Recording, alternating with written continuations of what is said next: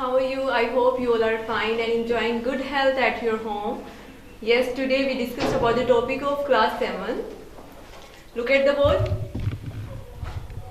Date 9 January 2021. Okay? Lecture number 3, class हफ्तम आखिरी और आपका जो मजमून है वो है आज का उर्दू. ओके? सबक नंबर जो है वो 19. उन्वान है हमारा आज का योमे दिफाए पाकिस्तान. ओके, क्या टॉपिक है हमारा? योमे दिफाए पाकिस्तान.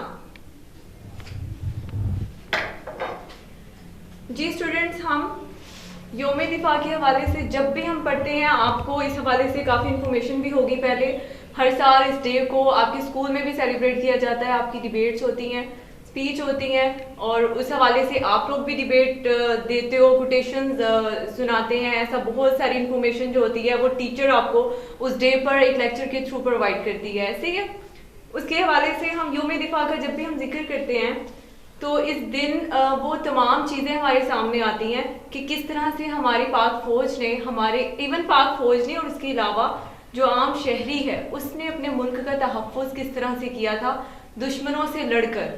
ठीक है, और इस दौरान उन्हें किन मुश्किलात का सामना करना पड़ा, कौन सी ऐसी वजूहात थी जिस बिना पर ये जंग हुई. इन तमाम बातों पर जो है हम इस पूरे लेसन में पढ़ेंगे.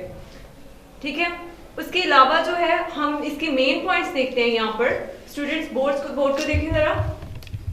हमारे अहम निकात जो हैं आज के, जो इस पूरे लेसन में हमने जो पॉइंट्स डिस्कस करने हैं वो इन पॉइंट्स पर मबनी होंगे. ठीक है, ये जो पॉइंट्स आपके सामने दिए गए हैं इस पूरे चैप्टर में हम इन पॉइंट्स पर डिस्कशन करेंगे. ठीक है, फर्स्ट पॉइंट पर हमारा है त्यौहार. ओके, फर्स्ट पॉइंट हमारा है त्यौहार. अब त्यौहार की जब हम बात करते हैं, त्यौहार किसे कहते हैं? किसे कहते हैं त्यौहार? खुशी का जो दिन होता है उसे कहते हैं त्यौहार. मतलब जो साल में एक दिन मनाया जाता है. ठीक है, साल में एक दिन मनाया जाता है उसे कहते हैं त्यौहार. मतलब हम अगर देखें तो हर मुल्क के, हर कौम के अपने अपने त्यौहार होते हैं जिससे वो अपनी मजहबी अकीदत के हवाले से सेलिब्रेट करते हैं, अपने अपने तरीक़ों से सेलिब्रेट करते हैं. इसी तरह से बीगा मुस्लिम अगर हम देखें तो हमारे मजहबी त्यौहार होते हैं. ठीक है, मजहबी त्यौहार में सबसे पहले हमारा आ जाता है रबीउल अव्वल. मजहबी त्यौहार है हमारा, क्यों मनाया जाता है? 12 रबीउल अव्वल को मनाया जाता है क्योंकि इस दिन हमारे प्यारे नबी सल्लल्लाहु अलैहि वसल्लम इस दुनिया में तशरीफ लाए. उसके अलावा सेकंड नंबर पर हमारा आ जाता है ईद उल फित्र. ईद उल फित्र कहते हैं छोटी ईद को. ये ईद का जो दिन होता है ये पूरे रमज़ान के रोज़े रखने की खुशी में मुसलमान जो है वो सेलिब्रेट करते हैं. उसके अलावा थर्ड पर हमारा जो आ जाता है वो है ईद उल अज़हा. ईद उल अज़हा जिसे ईद उल कुर्बान भी कहते हैं, बड़ी ईद कहते हैं. और इस दिन क्या कहते हैं? सुन्नत इब्राहिमी पर अमल किया जाता है. ये हमारे हैं मजहबी त्यौहार. इसके अलावा अगर हम दूसरे लोगों को देखें, जैसे ईसाई हैं, उनके त्यौहार कौन से होते हैं? ईस्टर आ गया, ठीक है, क्रिसमस है, ये उनके त्यौहार होते हैं जिन्हें वो अपनी मजहबी तरीके से सेलिब्रेट करते हैं, अपनी मजहबी अकीदत से उसको सेलिब्रेट करते हैं. इसी तरह अगर हम देखें तो हमारे कुछ कौमी और मुल्की त्यौहार होते हैं. कौमी और मुल्की त्यौहार अगर हम देखें तो कौन कौन से आ जाते हैं उसमें? फर्स्ट पर हमारा योम तकबीर, योम पाकिस्तान, योम आज़ादी, योम दिफा जिस पर आज हमारा आज का टॉपिक है.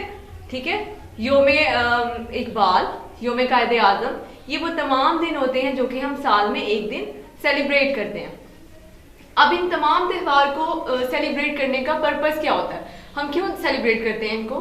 क्योंकि हम ये कहते हैं कि हमारा माजी के साथ जो है वो ताल्लुक़ ख़त्म नहीं हुआ. ठीक है, माजी से हम किसी ना किसी तरह से जुड़े हुए हैं और माजी में हमारे हीरोज़ ने, हमारे लीडर्स ने हमारे लिए जो खिदमात सर अंजाम दी थी, अपने वतन के लिए जो कुर्बानियाँ पेश की थी, हम उन्हें बताते हैं कि हम उनकी उन कुर्बानियों को फरामोश नहीं करते. हम उन्हें खराज तहसीन पेश करते हैं और हर साल उनकी याद को ताज़ा करने के लिए हम उस दिन को सेलिब्रेट करते हैं. ठीक है, इसी हवाले से आज का हमारा जो टॉपिक है योम दिफा, जो कि 6 सितंबर को सेलिब्रेट किया जाता है. ये 1965 की जो जंग है उसकी याद ताज़ा करने के लिए जो है वो ये डे सेलिब्रेट किया जाता है. जब क्या हुआ था कि लाहौर के वाघा बॉर्डर पर जब हमारे जो फौजी थे, हमारे जो पाक जवान थे, वो क्या कर रहे थे कि दिन भर अपनी वतन के लिए खिदमत सर अंजाम देने के बाद जब वो सो रहे थे, आराम कर रहे थे, तो ऐसे में क्या हुआ, उन गोलियों की गरज से, जोरदार आवाज से क्या हुआ कि उन्हें नींद से बेदार कर दिया गया। ऐसा किसने किया? ये था हमारा पड़ोसी मुल्क जो भारत था, उसने क्या किया, रात की तारीकी में छुपकर बुज़दिलों की तरह पाकिस्तान पर हमला कर दिया। जबकि आप देखें, जब भी जंग डिसाइड होती है, कुछ भी ऐसा असूल होता है, हर जंग का ये असूल होता है कि जब भी जंग लड़ी जाती है, पहले दोनों ममालिक उससे आगाह होते हैं, उन्हें बताया जाता है ताकि दोनों ममालिक अपनी फुल तैयारी के साथ जो है वो मैदान जंग में उतरे। लेकिन भारत ने क्या किया, उसने रात की तारीकी में छुपकर पाकिस्तान को बताए बगैर, उन्हें खबरदार किए बगैर रात की तारीकी में छुपकर बुज़दिलों की तरह उन पर हमला किया। उनका ख्याल था कि अगर ऐसा वो करेंगे तो उनके जो नापाक इरादे हैं वो उसे क्या करेंगे, अमली जामा दे देंगे, अमली जामा पहना देंगे, यानी उसे मुकम्मल कर देंगे। जबकि वो इस बात से बेखबर थे, उन्हें पता नहीं था कि शेर अगर सोया भी हो तो शेर ही होता है। ठीक है, हमारे नौजवान जो अपने वतन की हिफाजत कर रहे थे वो सो नहीं रहे थे, वो जाग रहे थे और वो जानते थे कि उन्होंने अपने वतन का तहफ़्फ़ुज़ किस तरह से करना है। जब वतन पर बात आती है तो वो क्या कुछ कर गुजरेंगे। ठीक है, इसी तरह से जब ये इंसिडेंट हुआ तो हमारे जो सदर थे जनरल अयूब खान, उन्होंने सुबह के वक्त अपनी आवाम से खिताब किया और आवाम को बताया कि रात की तारीखी में भारत ने क्या किया कि पाकिस्तान पर छुपकर बुज़दिलों की तरह हमला किया, तो सब जो है अपने मुल्क का तहफ़्फ़ुज़ में बढ़ चढ़कर हिस्सा लें। तो क्या हुआ, जो नौजवान थे, बूढ़े थे, बच्चे थे, सब बेदार हो गए और सब ने किसी ना किसी तरह से अपनी खिदमात जो है अपने वतन के लिए पेश करना चाहिए और सब ने ये कोशिश की कि वो एक दूसरे से आगे बढ़े। अब ये देखें, एक तो जो हमारी जवान थे, हमारी जो पाक फौज थी, वो इन तमाम चीज़ों से आगाह नहीं थी। अचानक उन पर हमला किया गया और उनके पास वो साजो सामान ना थे, वो तमाम तैयारियां नहीं थी, जिस बिना पर वो क्या करते कि उस फौज का जो भारत की फौज थी उसका मुकाबला कर सकते। उस दौरान क्या था, एक सबसे बड़ी जो ताकत थी वो अल्लाह ताला पर यकीन, ठीक है, ईमान, इत्तेहाद की कुव्वत रखने वाली कौम अपना धन, मन, धन वतन पर कुर्बान करने के लिए तैयार थी। ठीक है ना, यहाँ पर ईमान से मुराद अल्लाह ताला पर यकीन, ठीक है, इत्तेहाद यानी एक होकर उन्होंने क्या किया, अपना जान माल कुर्बान अपने वतन के लिए कुर्बान कर दी। भारत के पास हमसे कहीं ज्यादा फौज थी, असलहा, बारूद, लड़ाका, तैयारों और दीगर जंगी साजो सामान के लिहाज से भी वो हमसे ज्यादा बरतरी रखते थे। जाहिर सी बात है, वो फुल तैयारी के साथ आए थे, उनके पास पूरा साजो सामान था, वो सारे वेपन्स थे जिसके जरिए वो जंग लड़ते। इसने अपने साजो सामान और अददी बर्तरी के घमंड में, अददी बर्तरी यानी तादाद में ज्यादा होना, घमंड, गरूर में आकर जंग मुसल्लत कर दी, यानी जबरदस्ती की जंग जो कि बताई भी नहीं गई थी, जो डिसाइड भी नहीं हुई थी, वो उन्होंने खुद से अपनी मर्जी से जबरदस्ती जो है वो पाकिस्तान के ऊपर मुसल्लत कर दी। हमें अपने जज्बा जहाद और अल्लाह ताला की ताईद और नुसरत पर भरोसा था। जज्बा जहाद यानी अल्लाह ताला की राह में कोई नेक काम करना, ठीक है, ताईद, हिमायत, नुसरत, मदद, ठीक है, अल्लाह ताला की मदद पर पूरा यकीन था। देखें, कोई ऐसे उनके पास पूरी सहूलतें नहीं थी, उन्होंने क्या किया, सिर्फ अल्लाह ताला की ज़ात पर यकीन किया और ये यकीन किया कि हमारे वतन पर बात आई है तो हमने किसी ना किसी तरह से हर हाल में अपने वतन का तहफ़्फ़ुज़ करना। 17 रोज तक ये जंग जारी रही। अब 17 रोज तक वो लोग लड़ते रहे और इस दौरान ऐसा नहीं है कि उन लोगों ने क्या कहते हैं कुछ खोया नहीं, उन्होंने बहुत कुछ खोया, बहुत सी मुश्किलात का सामना किया, बहुत कुछ बर्दाश्त किया, तब जाकर जो है उन्होंने अपने वतन का तहफ़्फ़ुज़ किया। ये जो जंग थी वो 17 रोज तक जारी रही। इस जंग में भारत ने मुंह की खाई, यानी उन्हें शिकस्त हुई। हमने अल्लाह ताला के फजल से हर मुहाज पर उसके दांत खट्टे किए। मुहाज कहते हैं जंग का मैदान जहां पर जंग लड़ी जा रही होती है। दांत खट्टे किए यानी शिकस्त दी। इस जंग में वाघा के मुहाज पर मेजर राजा अजीज भट्टी और मेजर शफकत बलोच ने बहादुरी और शुजात की एक नई दास्तान रकम की। अब जो एक मुहाज पर जो पाकिस्तानी फौज थी, उनकी जो कमान थी वो किसके हाथ में थी, मेजर राजा अजीज भट्टी के हाथ में थी, जो कि उनको सही गाइडलाइन दे रहे थे कि आपने इस तरह से इन तमाम पॉइंट्स को माइंड में रखते हुए इन तमाम जो है पहलुओं पर अमल करना है तो किस तरह से वो दुश्मन को नाकाम कर सकते हैं। ठीक है, भारत ने दोपहर का खाना लाहौर के जिम खाना क्लब में खाने का मंसूबा बना रखा था। यानी उनके आप इरादे देखें, उन्होंने पहले से सोच रखा था कि हमारे पास अगर हम इस तरह से बुजदिलों की तरह हमला करेंगे तो क्या होगा कि कामयाबी तो जाहिर सी बात है वो सोच रहे थे कि हमें ही मिलेगी।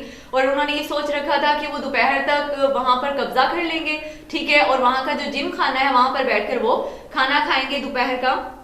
उसके अलावा नेक्स्ट पर भारत ने दोपहर का खाना लाहौर के जिम खाना में खाने का मंसूबा बना रखा था। बीबीसी जिसे खबर रसा इदारे ने लाहौर पर भारतीय कब्जे की झूठी और मनगढ़ंत का मतलब ये होता है अपने पास से बनाई गई झूठी जो होती है, ठीक है, भी नशर कर दी, यानी जारी कर दी। बीबीसी किसे कहती हैं? ये ब्रिटिश ब्रॉडकास्टिंग कॉरपोरेशन होता है जो कि बरतानिया का ही एक जो खबरें जारी करने वाला एक इदारा है। उसने क्या किया, उसने ये झूठी खबर पे फैला दी कि भारत ने लाहौर पर कब्जा कर लिया, ठीक है।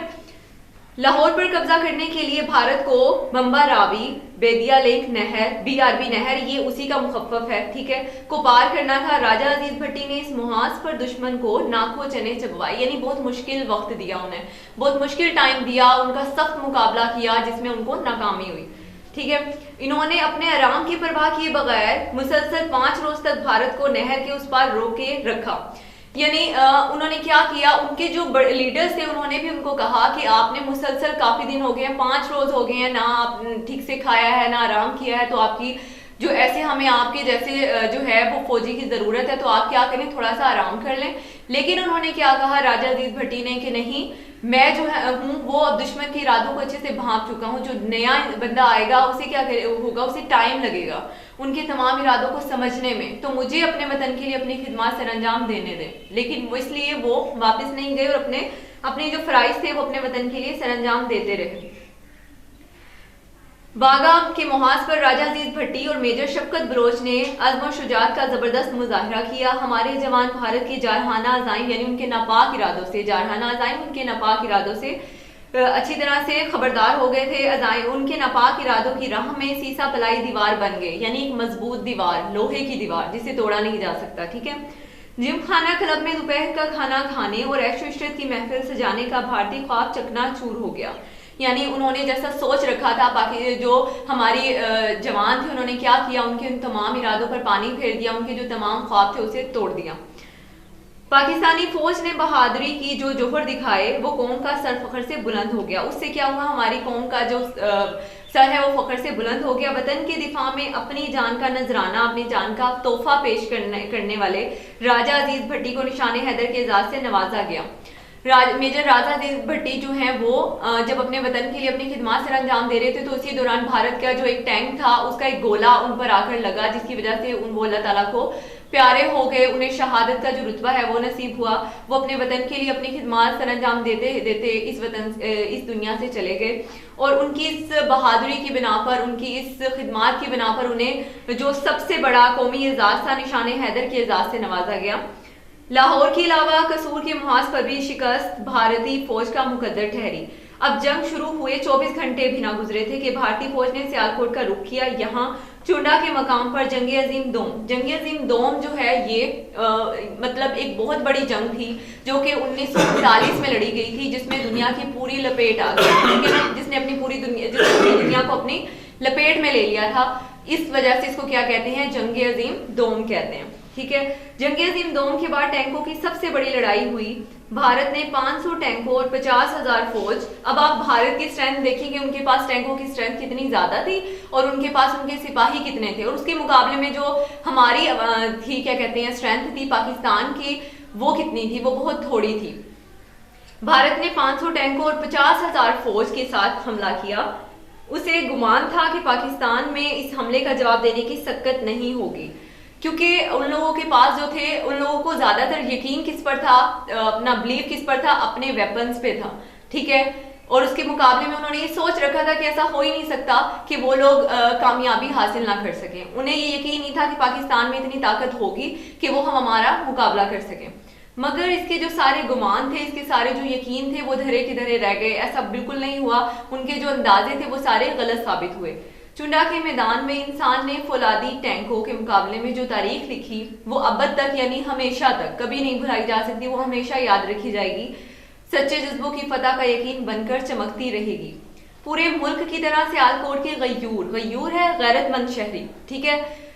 शहरियों ने भी अपनी फौज का भरपूर साथ दिया और अल्लाह ताला की नुसरत, अल्लाह ताला की मदद के बलबूते पर चुंडा का मुहाज भारतीय टैंकों का कब्रिस्तान बना दिया। उन तमाम टैंकों को उन्होंने क्या किया, गिरा दिया। वो ऐसा लग रहा था मैदान जैसे कि वो भारत का कब्रिस्तान है, भारत के टैंकों का कब्रिस्तान है।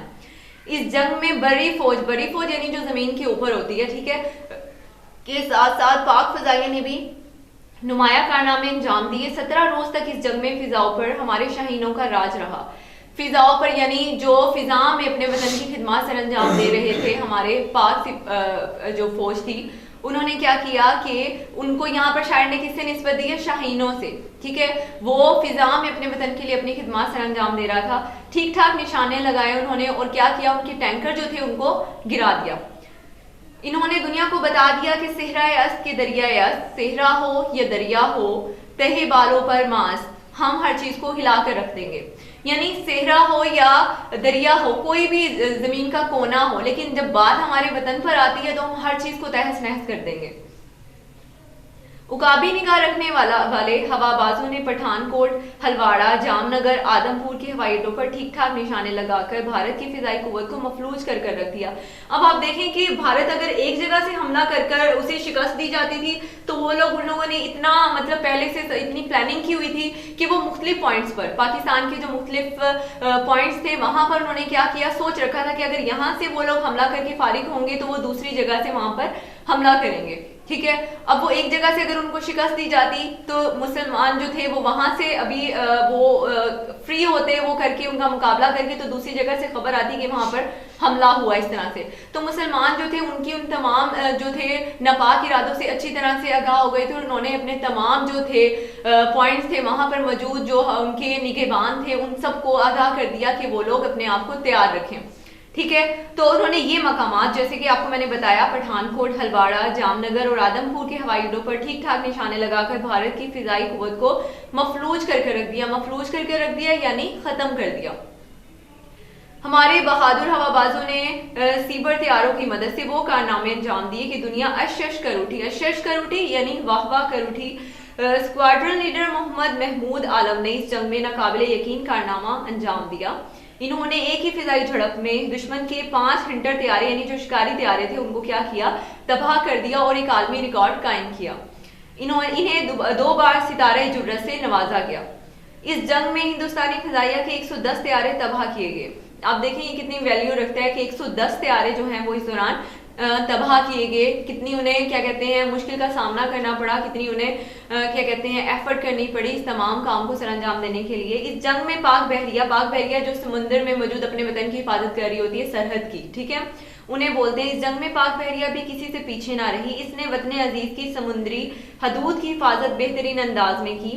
पाक बहरिया ने अपने से कई गुना दुश्मन की बहरी ताकत का गरूर खाक में मिला दिया।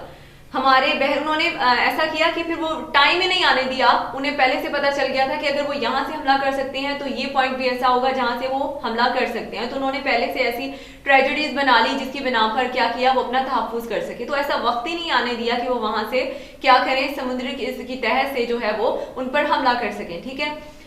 हमारे बहरी जवानों ने हमला करके रातों रात द्वारका का मजबूत बहरी अड्डा तबाह कर दिया। पाक बहरिया ने दुश्मन को पाकिस्तान पर हमला करने का मौका ही ना दिया।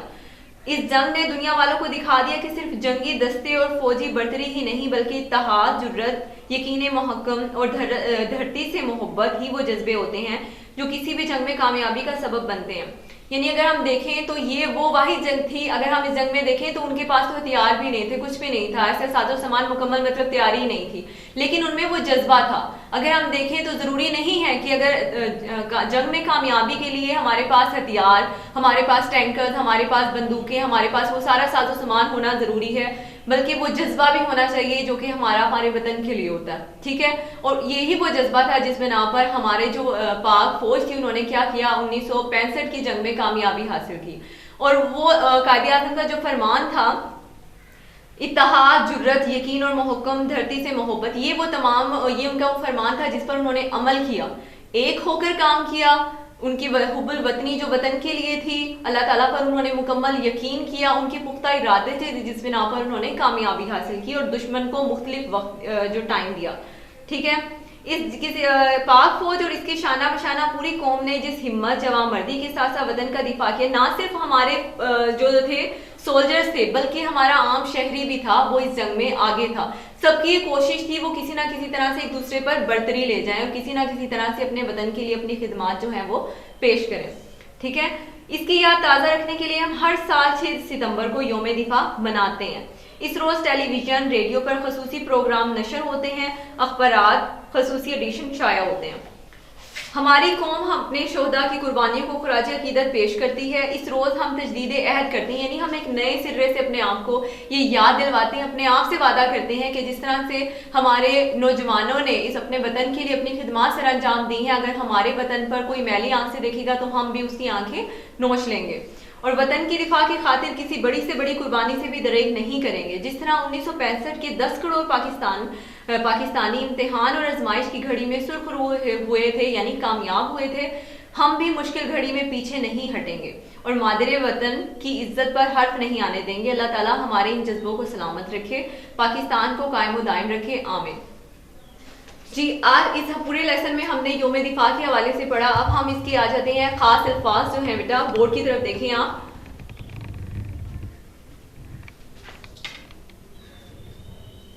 देखें, उन्वान हमारा था आज का यौम दिफा पाकिस्तान। खास अल्फाज हैं हमारे। फर्स्ट पर है अकीदत। अकीदत मीन मोहब्बत, ठीक है, जो हमारा जज्बा होता है हमारे वतन के लिए। हल्ला बोलना यानी हमला करना। अमली जामा पहनाना यानी वो काम जो हमने अपने माइंड में सोचा हुआ होता है और उसको हम जब करते हैं तो उसे बोलते हैं अमली जामा पहनाना, यानी उस काम को मुकम्मल करना। ठीक है। निगहबान कहते हैं मुहाफिज, जैसे कि हमारे सोल्जर्स थे जो कि अपने वतन की सरहदों पर अपने मुल्क के निगहबान बने बैठे थे। निगहबान बन के यानी उनके मुहाफिज थे। ठीक है। सर पर कफन बांधना यानी हर वक्त मौत के लिए तैयार रहना, अपने वतन के लिए अपनी जानें कुर्बान करना। ठीक है। मुसल्लत करना यानी जबरदस्ती की जंग, जबरदस्ती किसी काम को थोपना, उसे कहना कि करना है। मुसल्लत करना यानी जैसे कि भारत ने जबरदस्ती की जंग की बताए बगैर, यानी वो काम जिससे दूसरे को खबरदार ना किया हो और जबरदस्ती करना। ठीक है। ताईद और नुसरत, ताईद मीन हिमायत, नुसरत मीन मदद, यानी अल्लाह ताला की हिमायत और मदद। ठीक है। घमंड कहते हैं गरूर को। दांत खट्टे करना यानी शिकस्त देना, पूरी तरह शिकस्त देना। नाक को चने चुकवाना भी इसी मायने में आ जाता है, यानी बहुत मुश्किल टाइम देना। ठीक है। सीसा पिलाई दीवार यानी मजबूत दीवार, लोहे की दीवार। गयूर गैरतमंद। मफलूज कहती है खत्म करना। यकीने मुहक्कम यानी मजबूत इरादा। ठीक है। ये अल्फाज जो आपको बताए हैं आपने इसको अच्छे से याद करना है, इनके मीनिंग्स को, ताकि आपको रीडिंग को या क्वेश्चन को समझने में किसी भी तरह की कोई प्रॉब्लम ना। ठीक है। हमने आज ये सारे पॉइंट डिस्कस किए यहाँ पर 7th क्लास। फर्स्ट पर हमने डिस्कस किया त्योहार की क्या वैल्यू होती है हमारे मुल्क में और हम इसे किस तरह से सेलिब्रेट करते हैं। हर मुल्क जो है अपने त्योहार को किस तरह से सेलिब्रेट करते हैं। 6 सितंबर के हवाले से हमने पढ़ा कि इस दिन को क्यों सेलिब्रेट किया जाता है और कौन सी ऐसे अनासी है जिस बिना पर इस दिन को हम सेलिब्रेट करते हैं और कौन सी ऐसी वजूहात थी जो इस दिन देखने को आई और किन मुश्किलात का हमारे जो थे शहरियों ने, हमारे वतन के लोगों ने वो सामना किया। भारत ने हमला किस तरह से किया, मुसलमानों की बहादुरी की, मुसलमानों ने किस तरह से बहादुरी का मुजाहिरा किया, किस तरह से जो भारत की फौज थी उसका किस तरह से डट कर उन्होंने मुकाबला किया, ये हमारे मुसलमानों की बहादुरी थी। भारत की नाकामी की किस तरह से उन्होंने भारत को नाकामी दी, भारत को नाकाम किया, उनकी इरादों को उन्होंने क्या किया, खत्म किया। अल्लाह पर यकीन, इस पूरी जंग में देखें कि जो था वो अल्लाह ताला पर यकीन था और अल्लाह ताला की मदद थी, जिसमें ना पर उन्होंने क्या किया, 1965 की जंग में कामयाबी हासिल की और इस दौरान हमने अपने बहुत से प्यारों को खोया। उनकी कुर्बानियां हमें हमेशा याद रहेंगी और हम उन्हें खराजे तहसीन पेश करते हैं। ठीक है। 7th class. अब हम आ जाते हैं अपनी एक्सरसाइज की तरफ। ठीक है। क्वेश्चन नंबर 1 है हमारे 10 ज़ैल के मुख्तसर जवाब दें। आपने पूरी रीडिंग को अच्छे से समझा, पूरी स्टोरी आपको इस लेसन की पता चली। आपने क्वेश्चन को खुद से राइट करना है। ठीक है। अपनी कॉपी पर नीट राइटिंग में। क्वेश्चन की तरफ हम आते हैं। फर्स्ट हमारा है त्यौहार से क्या मुराद है। त्यौहार जैसा कि मैंने आपको बताया, आपने आंसर उसका नीट राइटिंग में राइट करना है। हिंदुस्तान ने दिन की बजाय रात के अंधेरे में हमला क्यों किया। थर्ड क्वेश्चन है राजा अजीज भट्टी ने क्या कारनामा अंजाम दिया। फोर्थ पर आ जाता है चुंडा के मैदान में भारतीय टैंकों का क्या हशर हुआ। फिजाओं पर हमारे शाहीनों का राज रहा, इस जुमले का क्या मतलब है। ठीक है। शाहीनों से मुराद जैसे कि मैंने आपको बताया था कि शाहीन किन्हें कहा गया है, हमारे बहादुरों को कहा गया है, ठीक है ना। मोहम्मद महमूद आलम ने क्या आलमी रिकॉर्ड कायम किया? पाक बहरिया ने 1965 की जंग में क्या कारनामा अंजाम दिया? ये क्वेश्चन आंसर्स आपने अपनी नोटबुक पर नीट राइटिंग में राइट करने हैं। जंग में पाकिस्तान की कामयाबी का बाइस क्या चीज थी? यौम दिफा मनाने का हकीकी मकसद क्या है? ठीक है। उसके बाद हम एमसीक्यूज की तरफ आ जाते हैं अपने। आपने एमसीक्यूज जो आपको पता है कि आपने बुक पर ही सोल्व करने हैं। हम यौम दिफा मनाते हैं 6 सितंबर को। बीआरबी नहर से मुराद क्या मुराद है? बम्बा वाला रावी बेरिया नहर, ठीक है। आपने जो राइट आंसर है उसको टिक करते रहना है अपनी बुक पर। चुना के मैदान मकाम पर टैंकों की लड़ाई में हिंदुस्तान के टैंकों की तादाद थी, कितनी तादाद थी? उनकी तादाद थी 400, 500, 600 या 700? 500, ठीक है। द्वारका की शोहरत थी, द्वारका की शोहरत थी बहरी अड्डे की वजह से। किस वजह से? बहरी अड्डे की वजह से। मोहम्मद महमूद आलम को किस एजाज से नवाजा गया? सितारे जुर्रत। और कितनी बार नवाजा गया था? 2 बार, ठीक है। मोहम्मद महमूद आलम के कितने तैयारे तबाह करके आलमी रिकॉर्ड कायम किया? 5। मोहम्मद महमूद आलम को सितारे जुर्रत से नवाजा गया 2 बार, जैसे कि मैंने आपको बताया। अब आप क्वेश्चन नंबर 3 देखें बुक पर। सर पर कफन बांधना मुहावरा है जिसके मानी है जान कुर्बान करने के लिए तैयार रहना। इसका जुमला यूं बन सकता है कि वतन की हिफाजत करने के लिए हर पाकिस्तानी सर पर कफन बांधे हुए थे। आप इस सबक से 7 मुहावरे तलाश करके अपनी इनको जुमलों में इस्तेमाल करें। अब मुहावरे जैसे कि मैंने आपको यहाँ पर खास अल्फाज भी दिखाए थे, इनमें भी बहुत से मुहावरात हैं आपके, आपने 7 लिखने हैं। फर्स्ट जैसे है हल्ला बोलना, ठीक है। अमली जामा पहनाना, ये क्या है? मुहावरे हैं। आपने इनको जुमलों में इस्तेमाल करना है, ठीक है। मीनिंग आपको मैंने इसका क्लियर किया। हल्ला बोलना, हमला करना। अमली जामा पहनाना यानी किसी काम को करना, ठीक है। आपने जुमले इसके खुद बनाने, मीनिंग आपको समझ आ गई इसकी। उसके बाद है सर पर कफन बांधना, मुसल्लत करना, ठीक है। ये सारे क्या है? मुहावरे हैं। उसके बाद है दांत खट्टे करना, नाखो चने चबवाना और सीसा पिलाई दीवार। आपके 7 जो है वो मुहावरे इसी में आ जाते हैं। फर्स्ट पर है हल्ला बोलना, अमली जामा पहनाना, सर पर कफन बांधना, मुसल्लत करना, दांत खट्टे करना, नाखो चने चबवाना और सीसा पिलाई दीवार। ये सारे क्या है? मुहावरात। आपने क्या करना है? इनको जुमलों में इस्तेमाल करना। उसके बाद हम नेक्स्ट क्वेश्चन पर आ जाते हैं। क्वेश्चन नंबर 5, वाहिद की जमा और जमा के वाहिद लिखें। हदूद, हदूद क्या है? हदूद का वाहिद क्या होगा? हद। हदूद जमा है, जो जमा होंगे उनके हमने वाहिद बनाने हैं, जो वाहिद है उनको हमने जमा में इस्तेमाल करना है। हदूद, हदूद जमा है तो उसकी वाहिद क्या हो? उसका वाहिद क्या होगा? हद। यौम, अयाम, वाकियात, वाकिया, फौज, अफवाज, मौका, मौके, कौम, अकवाम, खास, खवास, ऐलान, ऐलानात, वतन, ओतान, ठीक है। ये आपने अपनी कॉपी पर इसे नीट राइटिंग में राइट करना है। उसके बाद क्वेश्चन नंबर 6 पर आ जाते हैं, 7th क्लास। इस सबक में एक लफ्ज इस्तेमाल हुआ है घमंड। उर्दू में इस लफ्ज के मानी और लफ्ज भी इस्तेमाल किए जाते हैं। आप उन लफ्जों को अपनी कॉपी पर लिखें। इसी तरह के 2 मीनिंग हमने अपनी कॉपी पे लिखने। घमंड 2 मीनिंग कौन से आ जाते हैं? एक तकब्बुर और दूसरा गरूर। ये 2 वर्ड्स आपने अपनी कॉपी पर राइट करने हैं। फर्स्ट पर है तकब्बुर और सेकंड पर क्या होगा? गरूर। घमंड की मीनिंग में ही आ जाता है। हमने उसी से रेलिवेंट 2 मीनिंग जो थे वो यहाँ पर राइट करने थे। उसके बाद क्वेश्चन नंबर 7 पर हम आ जाते हैं। इस सबक में खबर रसा का लफ्ज इस्तेमाल हुआ है। रसा के मानी है पहुंचाने वाला और यूं खबर रसा के मानी है खबर पहुंचाने वाला। आप इस मानी को ज़हन में रखते हुए नीचे दिए गए लफ्जों के मानी अपनी कॉपी पर लिखें। अब 2 मीनिंग यहाँ पर दिए गए हैं, आप अपनी बुक पर देखें। जरर रसा यानी नुकसान पहुंचाने वाला, क्या मीनिंग होगा उसका? नुकसान पहुंचाने वाला। सेकंड पर है सुराख रसा यानी छुपी हुई बात मालूम करना, ठीक है, छुपी हुई बात मालूम करना। उसके बाद हम कॉलम पर आ जाते हैं। इसके कॉलम आपने इसके मैच करने हैं बुक पर ही और इसको कॉलम जीम में उसको राइट करना है आपने। उसके बाद हम आ जाते हैं क्वेश्चन नंबर 9 पर। नीचे दिए गए जुमले दिए गए हैं, इनको दुरुस्त करके अपनी कॉपी में लिखें। हर शहरी अपने मुल्क से मोहब्बत करती है, करती नहीं करता है, ठीक है। हम रात को गहरी नींद सो रहा था, सो रहा था नहीं होता, सो रहे थे, ठीक है।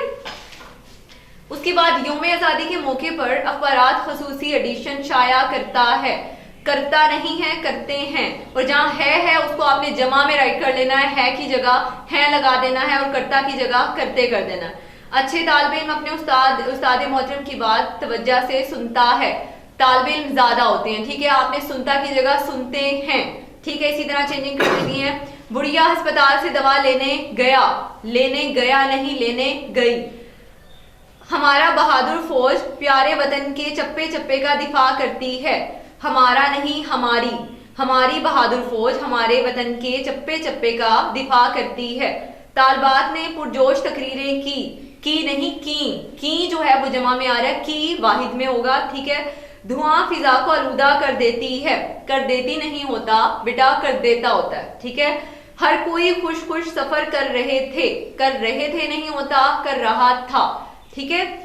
आपने पूरी एक्सरसाइज की अच्छे से करनी है, जो वर्क पेजेस हैं उसे बुक पर ही सोल्व करना है, ठीक है। और बाकी जो क्वेश्चन आंसर्स हैं या डिटेल वाले क्वेश्चन है उसे अपनी कॉपी पर नीट राइटिंग में सेंटेंस के साथ राइट करना है। आप आज की अपनी डायरी देखें 7th क्लास, आपका घर का काम जो है सबक नंबर 19 यानी यौम दिफा की अमली सफ़ात आपने याद करने हैं। मुकम्मल मश्क बमा सवाल जवाब आपने याद करनी है और उसे अपनी कॉपी पर राइट करने हैं। अमली सफ़ात अपने बुक पर सोल्व करने हैं और कंप्लीट एक्सरसाइज क्वेश्चन आंसर्स के साथ आपने अपनी कॉपी पर राइट करने हैं। ओके, समझ आ गई आपको?